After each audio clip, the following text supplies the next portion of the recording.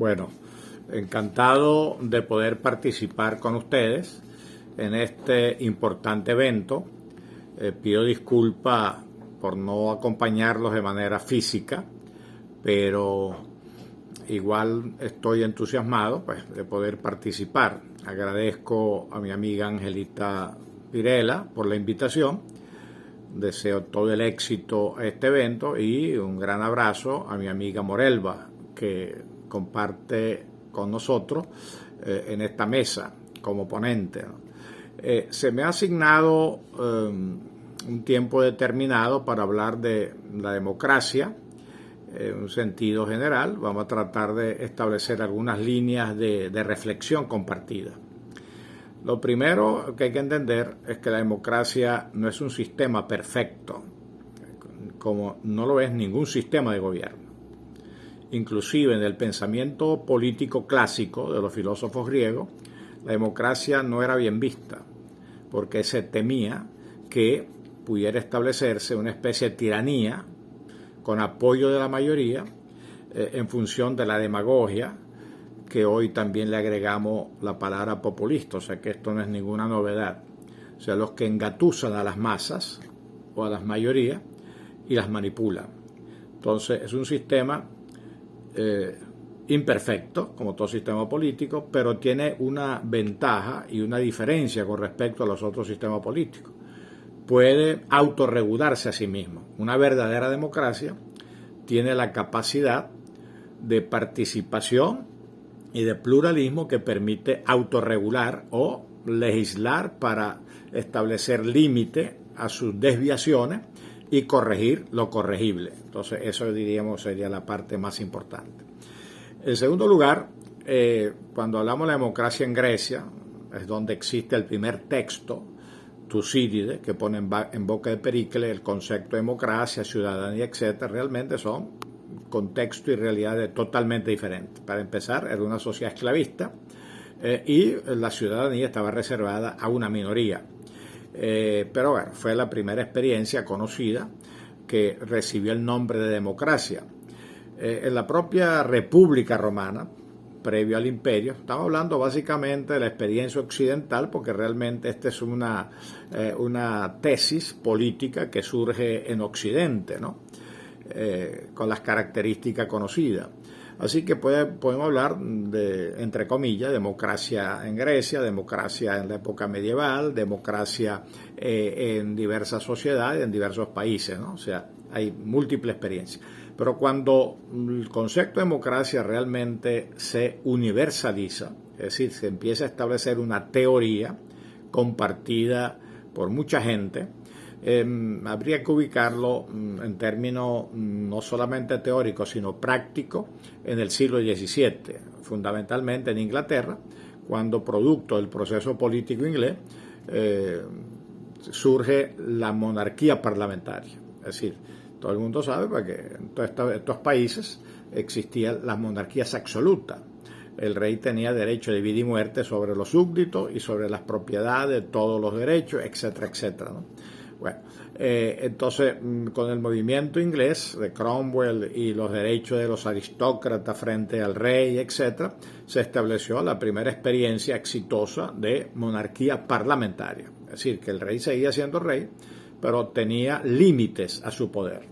Y este es un concepto básico, porque el problema de la democracia es qué límites desarrolla una sociedad para controlar el poder, para que el poder no sea ejercido por una sola persona o por un grupo muy pequeño y que se representa solo a sí mismo y no representa al conjunto de la sociedad. Bueno, este proceso en el siglo XVIII, toda una serie de autores, el contrato social, Rousseau, Montesquieu, la división de poder, etc. Pero el mensaje de fondo, repito, era dividir el poder para evitar sus excesos y que no se concentrara en una sola persona. O sea, evitar a toda costa la tiranía, la dictadura o cualquier tipo de ejercicio autocrático o personalista del poder. Entonces viene a final del siglo XVIII la independencia de los Estados Unidos, que es la primera república democrática, así definida en su propia constitución, que se crea en la historia humana. Y muy influida, lógicamente, por las ideas de la época de Inglaterra y Francia, ¿no? Poco después viene la Revolución Francesa, que también plantea el debate entre monarquía parlamentaria o república, termina prevaleciendo la idea republicana, se crea la República Francesa dentro de una situación muy difícil de conflictos internos y externos. Bueno, y en ese proceso, la gran paradoja es que de ese proceso de libertad y de desarrollo del poder democrático surge un emperador, o sea, Napoleón, heredero ideológico de la Revolución Francesa, termina estableciendo una monarquía absoluta, ¿no? Bueno, su tiempo duró muy breve, hasta que fue derrotado, puesto prisionero, etcétera, ¿no? Bueno, todo el siglo XIX en Occidente, especialmente en Europa, se debatió cómo limitar el poder autocrático de los reyes, cómo pasar de monarquías absoluta a monarquía parlamentaria y eventualmente crear repúblicas. Todo ese proceso crea un modelo, a final del siglo XIX y en el siglo XX, crea un modelo que estaría caracterizado fundamentalmente porque la soberanía ya no descansa en Dios ni en ningún principio extrahumano, sino descansa en las personas, en la gente, en el ciudadano. Todos somos iguales ante la ley y todos nacemos libres, que son las declaraciones de independencia en la Constitución norteamericana y en la Declaración francesa, ¿no?, de la Revolución. Entonces, si todos somos iguales, todos nacemos libres, pues nosotros somos el soberano. El soberano es el ciudadano y que se constituye en cuerpo electoral y elige en todas las situaciones posibles, ¿no? Y de ahí surge entonces la división tripartita del poder, tesis que desarrolla Montesquieu, y poder, contrariamente a lo que se cree en Venezuela o en países como el nuestro de tradición personalista, autocrática, el poder más importante, todos los poderes son iguales, o sea, son poderes separados en equilibrio, ese es el principio. Pero en la práctica se sabe que hay una contradicción, o puede haber contradicción entre un poder y otro. Entonces se crea un poder árbitro, que es el poder judicial, el guardador de la Constitución y el guardador del respeto a las leyes y el que establece los límites a través de leyes del Poder Ejecutivo y del Poder Legislativo. El Poder Legislativo que legisla, que elabora las leyes en representación de todos los ciudadanos, y el Ejecutivo el ejecutor. Si este esquema teórico se cumpliera, no habría problema, porque habría un equilibrio de responsabilidades, porque el poder se pervierte en la medida que se concentra en una sola persona, un solo grupo, una sola institución. Entonces, la idea básica de la democracia en este caso sería que el poder sea compartido por vía legal e institucional.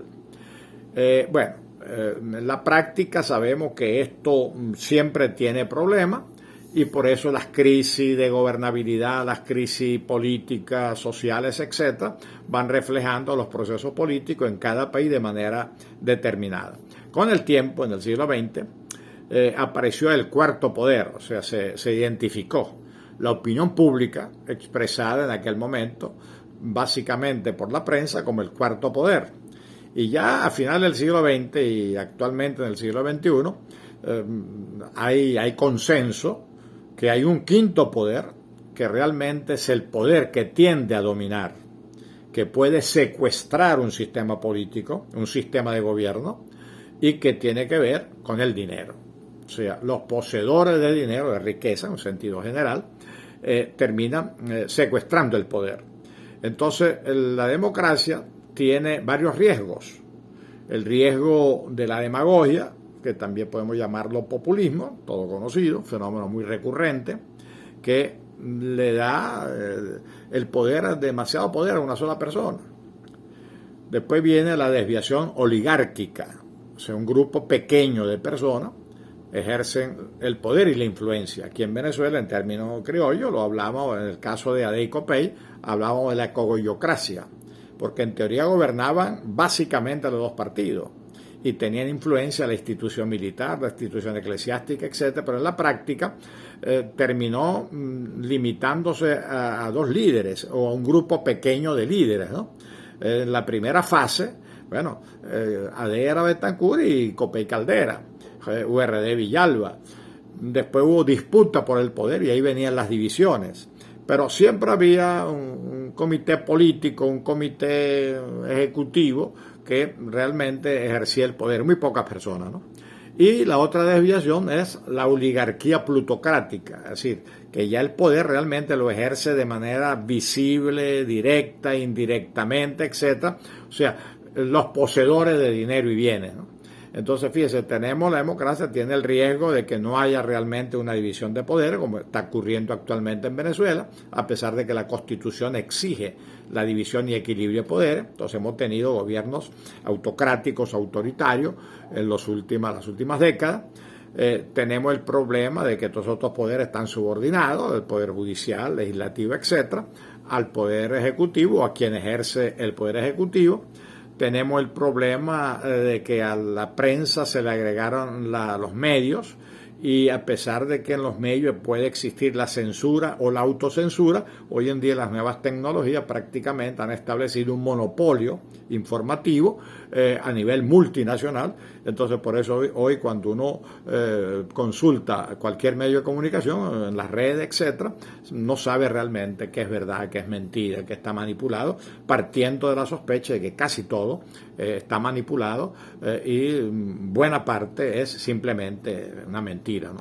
Bueno, eso va creando dificultad a la democracia, porque se pierde la transparencia, se pierde el control de la opinión pública, se pierde la confianza entre el representado y el representante, ¿no? Entonces, bueno, como ustedes ven, la democracia pues siempre está sujeta a agresiones, transgresiones y está en peligro. Por eso se dice que nunca conquistamos totalmente la libertad, nunca conquistamos totalmente un sistema democrático. Por eso hay que ser vigilantes, discutir y seguir avanzando en estos procesos, ¿no? Además, hoy en día la democracia tiene un desafío enorme, porque todo se ha complicado. Digo hoy en día, en el mundo, en el siglo XXI, lo que se llama la sociedad compleja, la economía compleja, la globalización compleja. Es decir, todo está interconectado. Anteriormente, un sistema político y de gobierno prácticamente dependía de las circunstancias internas de un país, de una sociedad. Hoy en día no. Hoy hay factores externos que pronto llegan a tener más importancia que los factores internos sobre los factores de gobernabilidad de una democracia, ¿no? Y eso ha creado una gran confusión. Por eso algunos autores están hablando de la democracia compleja para un mundo complejo. Y yo diría que en Venezuela nosotros tenemos en ese sentido varias tareas. Una, corregir los defectos o vicios que hemos venido arrastrando como sistema político, o sea, desde el siglo XX. O sea, el problema del sectarismo partidista, el problema de la cogollocracia, el problema de la autocracia y el personalismo, el problema de la plutocracia, el problema de la participación electoral cada vez mengue en la medida que se pierde confianza en los políticos y en los partidos políticos, y un sistema que siempre apunta a establecer sistema autocrático, es decir, en donde el presidente prácticamente es un rey sin corona, como se ha dicho, en donde a veces un poco exagerado, pero otras veces es así, responde a eso, ¿no? Y los ejemplos sobran.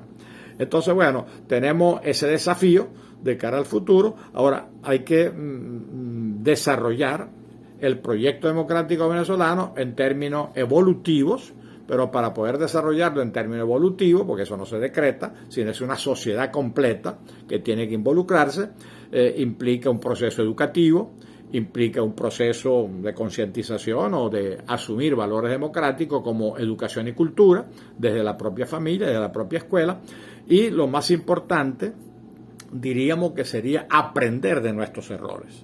El proyecto democrático venezolano, en términos simples, nace en el siglo XX, básicamente con la discusión de las ideas y las ideologías en los años 20, 30 del siglo pasado, del siglo XX, ¿no?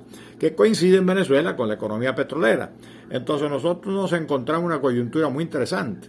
O sea, una minoría de intelectuales, de políticos informados, leídos, que discutían la discusión ideológica de la época de los años 20, 30 del siglo XX, y por otro lado una economía que cambia radicalmente la sociedad venezolana, una sociedad rural, pequeña, atrasada, etcétera, pasa a una sociedad moderna en el sentido de vitrina, o externa, pero sociedad moderna en cuanto que se desarrollan las clases medias, el urbanismo, el desarrollo industrial incipiente, y el petróleo nos pone en el mundo a nivel de la economía global. Bueno, en ese escenario surge un proyecto democrático ya concreto, práctico, en 1936, con el heredero de Gómez, López Contreras, militar, igual que Medina, también militar, pero que tuvieron la visión o fueron asesorados adecuadamente, y ellos eran inteligentes y empezaron a abrir el sistema político a una participación más plural y menos autocrática.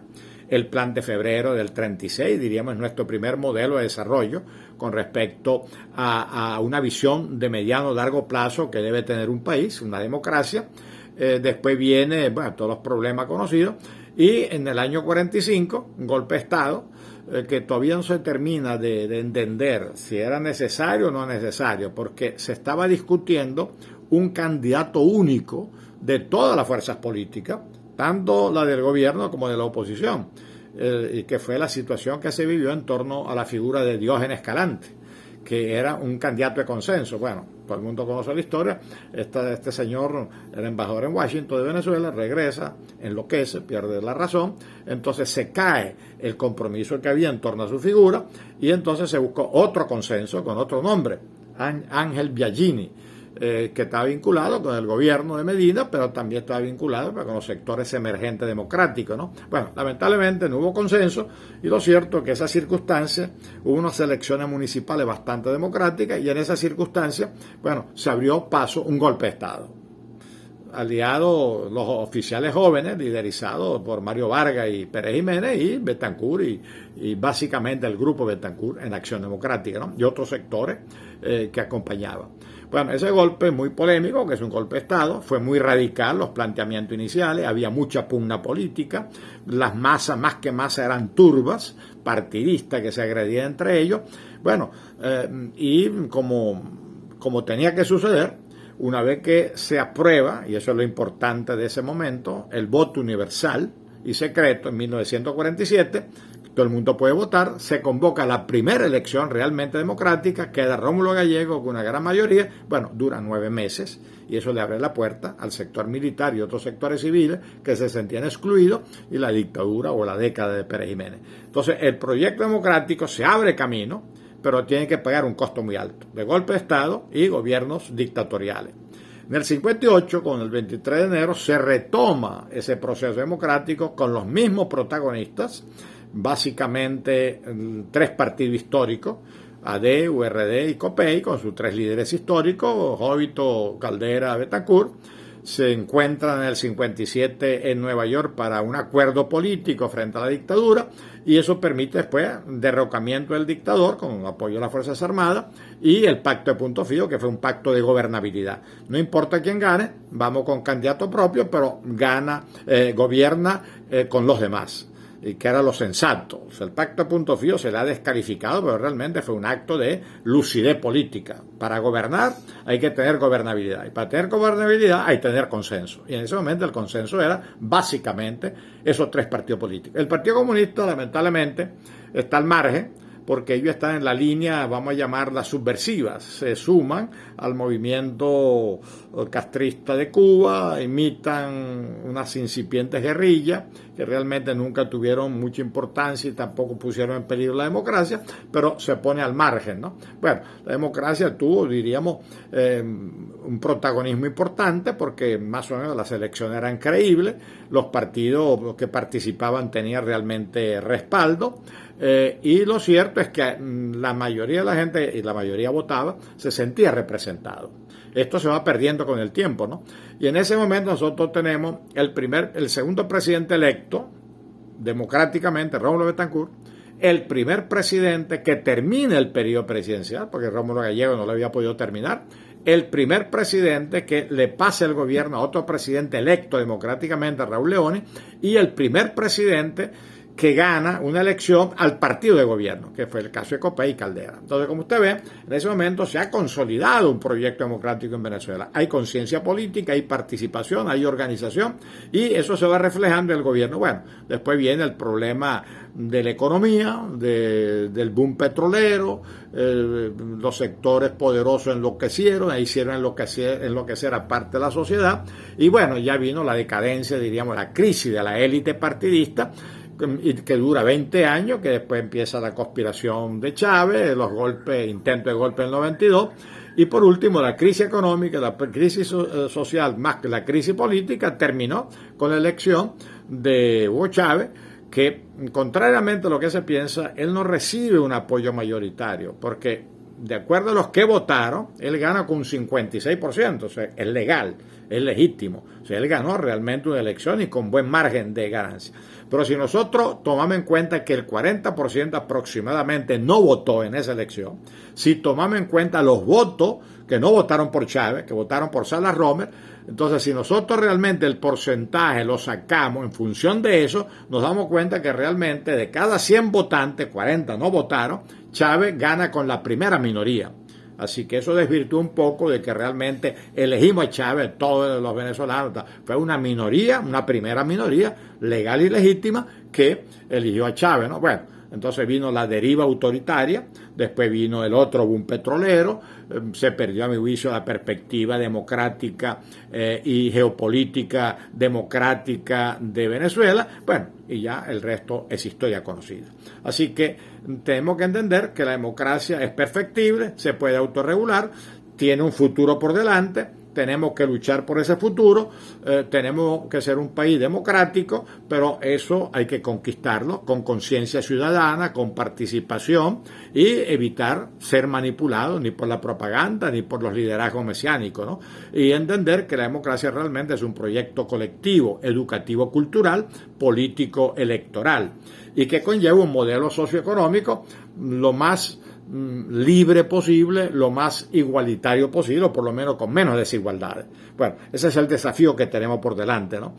Y eso lo podemos asumir a pesar de que en este momento mucha gente está desalentada, mucha gente se ha ido, pero realmente yo creo que es la única apuesta que nosotros podemos tener para restituirnos el futuro y restituirle el futuro al país. O sea, un mundo complejo, una economía compleja, una sociedad compleja, la política también es compleja, y la gobernabilidad tenemos que garantizarla por acuerdos. Esta es la palabra mágica, a mi juicio, es un sistema democrático, un sistema de equilibrio y de acuerdos y consenso. Si no hay consenso, acuerdos mayores que permite la gobernanza, como llama, o la gobernabilidad. Eso hay que intentarlo. Entonces, todo extremismo, todo radicalismo, en términos personales es válido, pero desde mi punto de vista, en términos políticos, es inconveniente porque evita los puntos de equilibrio. Muchas gracias y éxito en estas jornadas.